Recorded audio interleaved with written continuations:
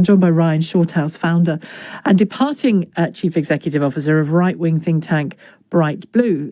He cites the Tory government's failure, in his view, of millennials as one of the reasons that he's going. Ryan, good afternoon to you.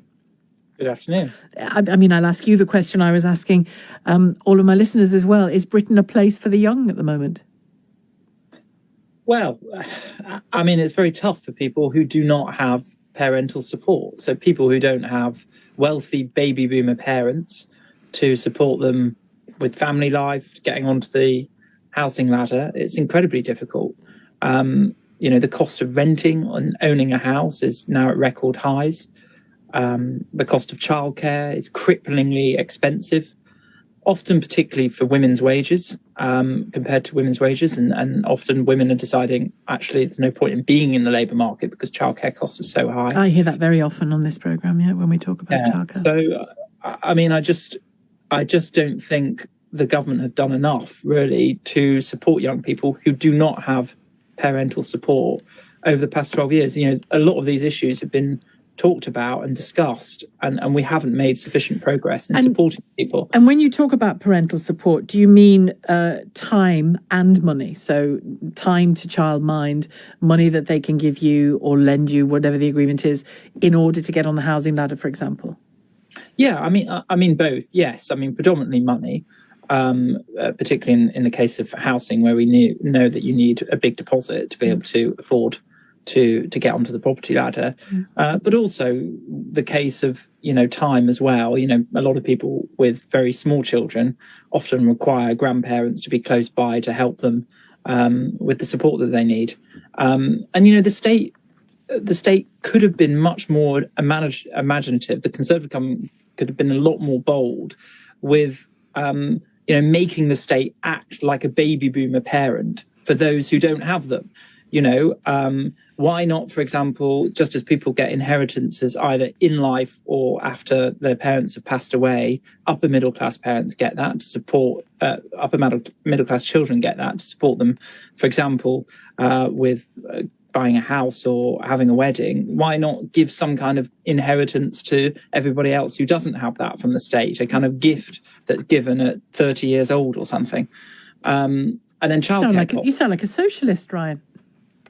Well, no, I don't think I'm a socialist. No, I don't think you are really, but I'm just saying that's an interesting suggestion you make there. It is, but obviously, the government does give an array of financial support, either through tax breaks or subsidies at the moment. The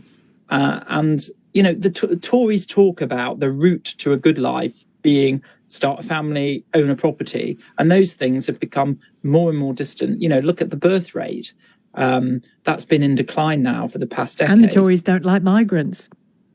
And, millennials, just a lot of my friends who don't have that sort of parental support just feel stuck in limbo. They want to start a family, they want to own a property, but they just don't feel that they have the financial security in which to do that. What do you think's gone wrong? The absence of those, you talked there about it is talked about in Tory circles and in political circles, but no real substantial action has been taken. What is stopping that, do you think? Is it an obsession still or a reliance still on the grey vote? Is that at the heart of all of this? Well, the Tories' electoral base is disproportionately much older. So obviously their interests are taken into account a lot upon policy making. We've seen this week, for example, a lot of Conservative MPs oppose planning house building targets. And, part of the problem we have with housing in this country is there are not enough homes being built. But it's not just a supply issue, it's also a distributional issue. Because we've had low interest rates, there's lots of particularly baby boomers who have been able to afford second homes. And a lot of the homes which were traditionally gone to first-time buyers have now been snapped up by buy-to-let investors. Would you like to see more restriction on that kind of activity, people having multiple second, third, fourth homes to rent? Well, I think you can change the incentives both in terms of the taxation system and how we tax property, but also having a big look at the mortgage market as well. I mean, it is just really criminal, I think, that people who have got stable incomes, but modest incomes over a long period of time, those sorts of people should be able to access a mortgage, but they can't because they can't get the deposit. Yeah. And just a final thought. Think much more radically about that. And just a final thought, that intergenerational thing, both in and of itself and when it comes to voting. I mean, grandparents sitting on their, if they, to use an example, sitting in their house, which is growing 10% a year. Parents may be sitting in their house, which is growing 10% a year. Families don't operate in silos, do they? Granny wants grandson and granddaughter to do well. Mum and dad want son and daughter to do well. Is the vote that sharply are people voting that separately from one another? Or could a person in their 70s vote a particular way because they want an opportunity for their grandkids in their 20s? Well, what I'd say to that, obviously, baby boomers have worked incredibly hard and they obviously want to do the best for their children. They're transferring a lot more support to their own children more than they ever have done. But of course, the impact of that is that baby boomers on more modest incomes are less likely to be able to pass on money. Yeah. So I think we need to be thinking and saying to baby boomers, yes, support your own children, but how can you support the wider younger generations more broadly? I personally would like, I think people in their 50s and 60s, how can we incentivize them to work longer?